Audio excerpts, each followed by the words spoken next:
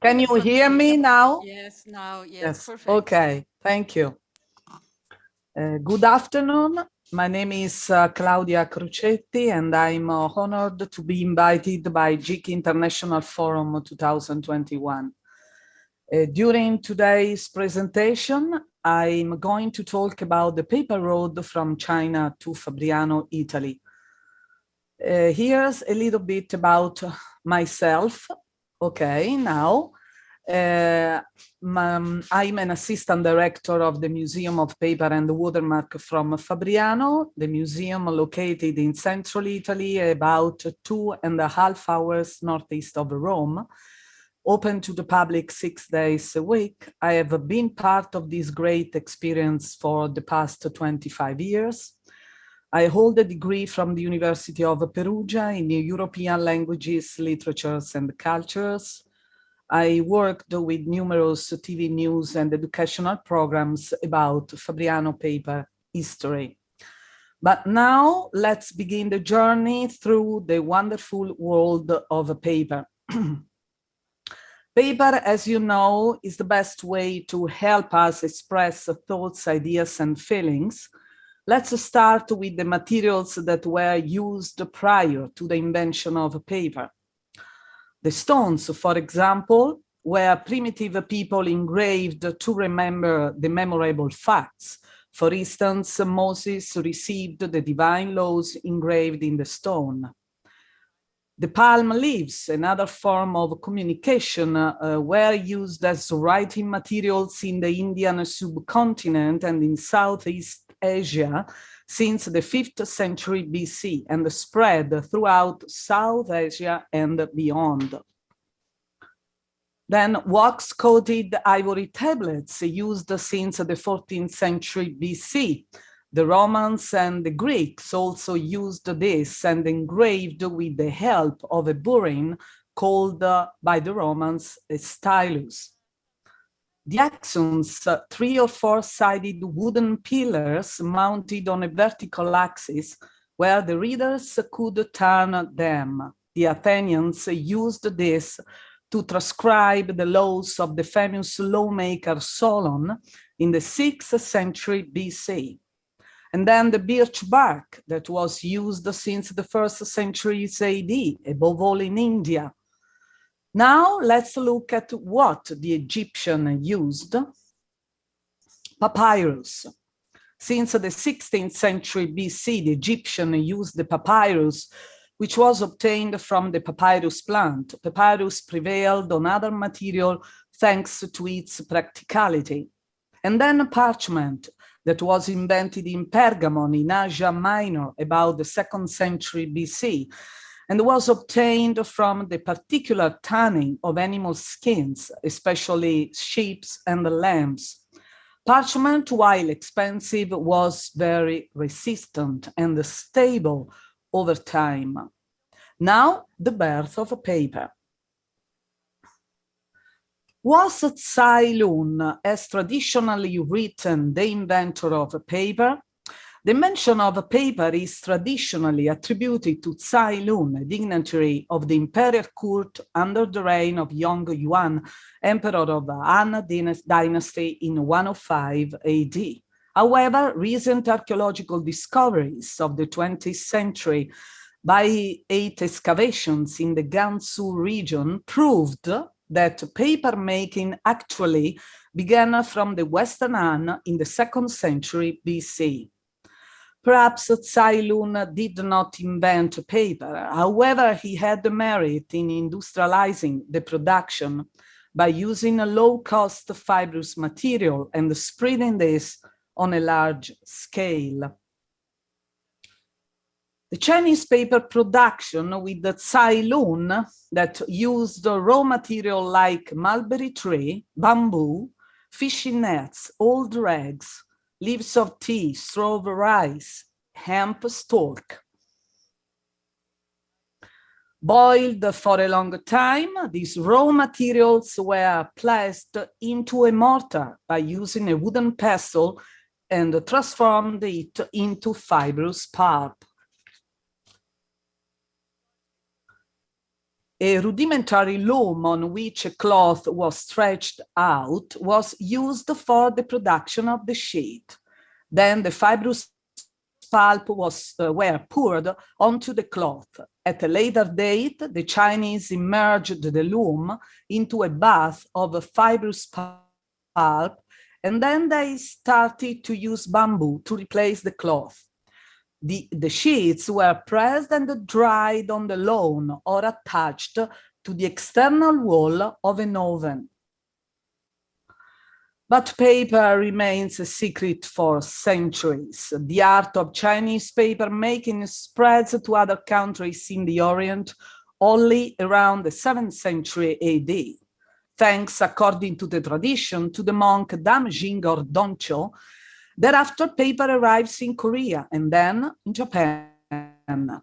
Looking at the image on your right, these are the three so-called gods of paper making.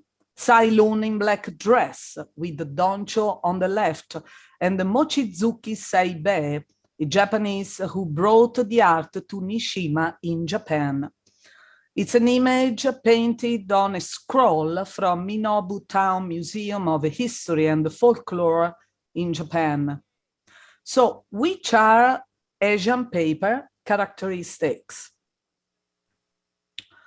Produced by using a mold of bamboo of a flexible type, which is still used today, they have these important characteristics. They are light, they are thin. To the touch, the paper is very soft. The flexibility allows the paper to fold or bend easily without cracking or breaking. It has a high absorbency rate and very resistant to tearing. Now, let's travel with the paper around the Western world. In the early 8th century AD, paper arrived in Central Asia and Persia to be sold there through the Silk Road, the ancient trade route that linked the Western world with the Middle East and Asia. Established when the Han Dynasty in China officially opened trade with the West around 130 BC, the Silk Road carried goods and ideas between the two great civilizations of Rome and China. And now another historical event that marked the spread of paper development. The Battle of Samarkand in 751 AD, the Muslim forces led by Arab Abbasid Caliphate defeated the Tang Chinese army on the banks of the Talas River. It is said that the Chinese prisoners captured brought this paper technology to the Arab world and the Middle East, where from there it spread throughout Europe. Thanks to the Arabs, we have innovations in the production of paper. These included rags and textile fibers of linen and hemp. Some say that these precious linens were from mummies stolen from Egyptian tombs. And they used as well the sails from the sailing boats. And another innovation occurred with the mold. The mold is the name of the tool to produce paper. The Arabs replaced the Chinese bamboo surface with a mesh made of bronze rods spaced apart and intertwined with the horsehair threads, and they were more resistant. They presumably introduced the technique of detaching the damp sheet from the mold by placing it on a woolen felt. The pile of sheets and felts was pressed under a screw press to extract the water. And paper was manufactured in Baghdad in the 8th century and reached Damascus and El Cairo in the 10th century. From there, paper production spread to Mediterranean countries. The first European production, we can say that the first documented town in Europe for the production of Arab paper is Játiva or Xàtiva in Spain, a town close Valencia in 1150. This was, of course, primarily attributed to the Muslim occupation of Spain at that time. From Spain, paper road arrives in Italy about the first half of the 13th century. The oldest document that testifies the use of paper in Italy is an act of a notary from Genova in 1235. The notaries from Valchiavenna in Italy's northern region of Lombardia used paper for their acts. Amalfi, in the southern part of Italy, was another town that played an important role in the expansions of paper, Arab paper, of course, in Italy in the 13th century. But the oldest document in paper found in Europe is a fragment of a letter written by the Countess Adelasia del Vasto degli Aleramici, the wife of Ruggero I, Count of Sicily and Calabria, dated from 1109. It's Arab paper made by using linen. It's conserved in the State Archive of Palermo, a city in Sicily. Written in Greek and in Arab, it reveals the strict relation of Sicily with the Arabs who invaded the region in 827 AD. The discovery of this document is connected with the hypothesis that the first paper mills in Europe were born in Sicily. But now let's look at when paper production arrived in my hometown in central Italy. At the beginning of the 13th century, paper arrives in Fabriano. In 1264, different names of Fabriano paper makers appear in the acts of notary Beretta from the town of Matelica, a small community close to Fabriano. There are different hypotheses about the arrival of paper in a little town surrounded by mountains like Fabriano. Some historians said that an order of the Templar Knights, called the Knights of the Town, when they returned from the Crusades, they stayed in an ancient abbey outside the walls of our town. It is thought they could have learned the tradition of paper making from the Arab prisoners in the Holy Land and shared it with the local population. Other historians claim that in Fabriano there were prisons of the Arabs who assaulted Ancona, a port on the Adriatic Sea, only 1 hour from Fabriano.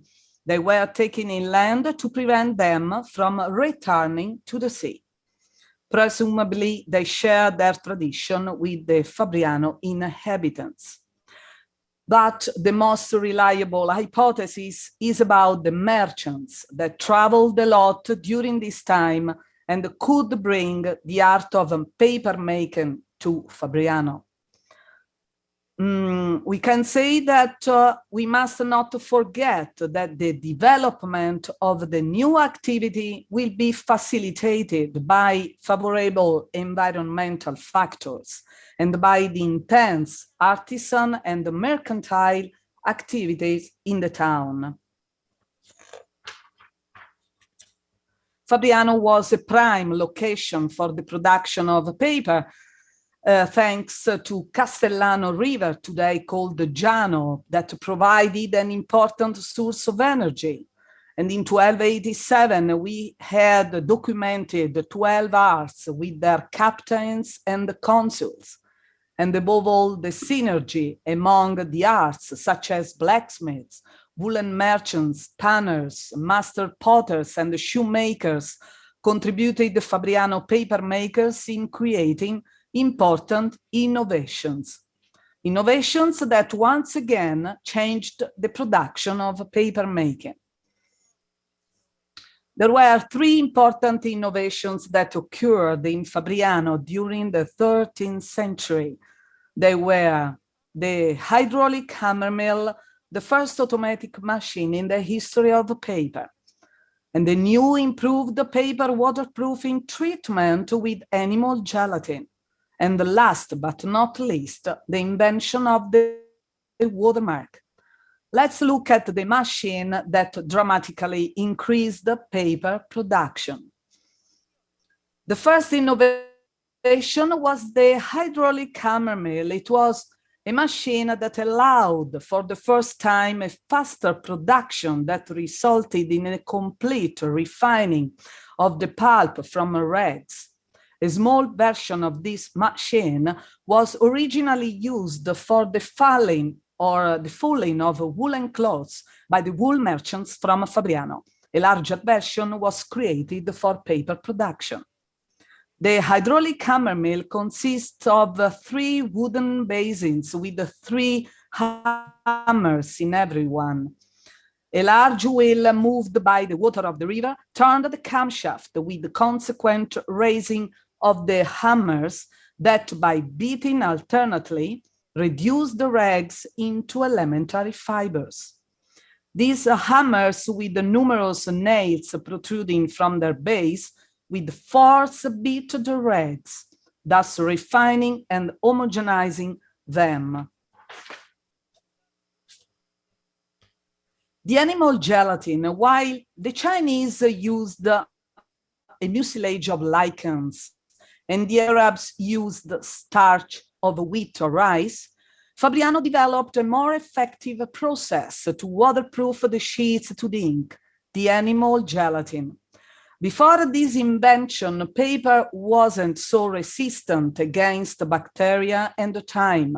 In fact, Frederick II of Swabia forbids Amalfi paper for official document in 1231 because of this problem. Fabriano paper makers boiled the waste pieces of the skins of the local tanneries into a copper cauldron. The collaro, the man who makes this operation, took 5 or 6 sheets and dipped them into the broth. Pressed and dried, now the sheets were ready to be used and they were very resistant. And then the watermark. The watermark is an imprint left on the sheet by an image made by using metal wire, copper, bronze, or German silver sewn in relief on the surface of the wire mesh, and visible only at the end against the light.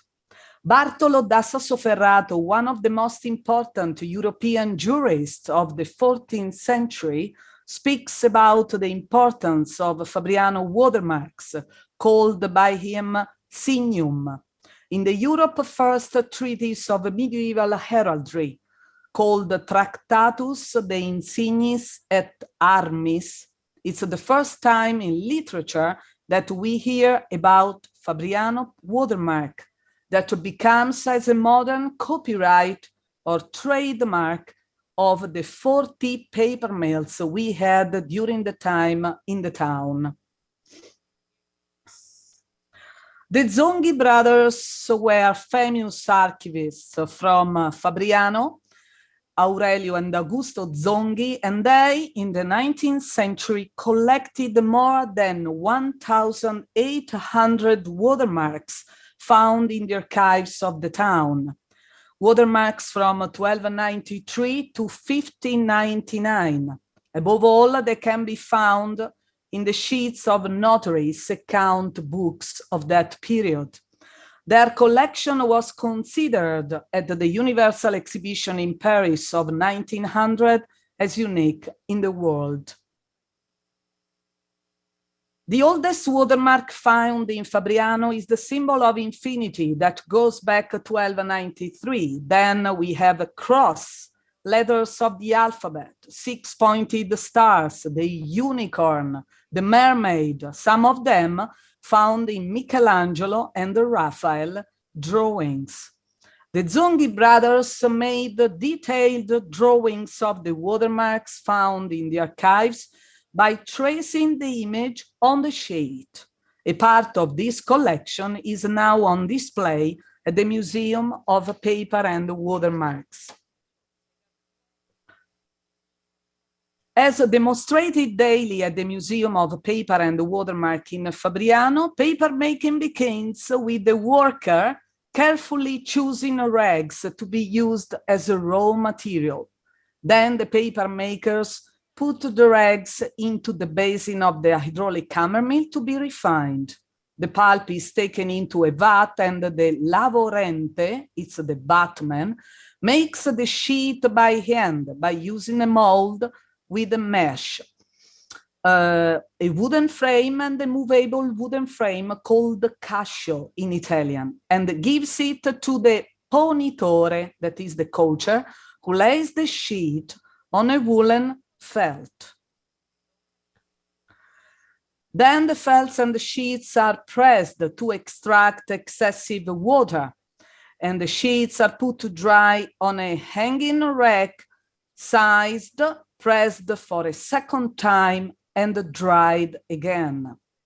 It was this process that led into a better, more efficient method to produce paper. And this production will be quite the same, you can imagine, for about 500 years. Then Pietro Miliani, the founder of the Fabriano paper industry, born in 1744. He, in 15 February 1782, he built the modern paper mill of today, the Cartiera Pietro Miliani.